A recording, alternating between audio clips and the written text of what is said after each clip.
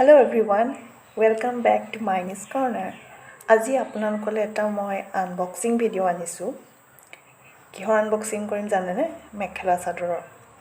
এজো মই মেখেলা চাদৰ অৰ্ডাৰ দিছিলো ট্ৰাইফেবৰ পৰা। আৰু তেওঁলোকে পূজাৰ সেল দি আছিল।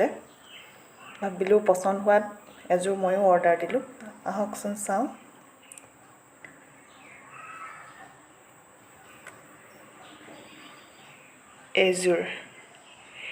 এজোৰ মই নুনি কটনৰ মেখেলা চাদৰ অৰ্ডাৰ দিছিলো।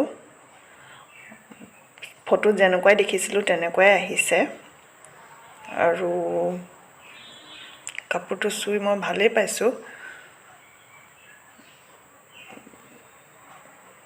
পাতল হেউজিয়া গৰমত পিন্ধিবলৈ নিশ্চয় ভাল হ'ব।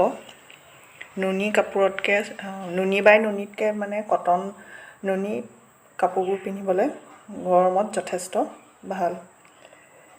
আপোনালোকেও এনেকৈ অনলাইনত চাদৰ মেখেলা বা ট্ৰাইফেবৰ পৰা ল'ব পাৰে।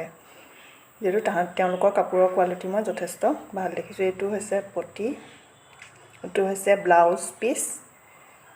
ব্লাউজ পিসৰ এডখৰ পাৰি এটা আছে আৰু দুটা বুটা আছে।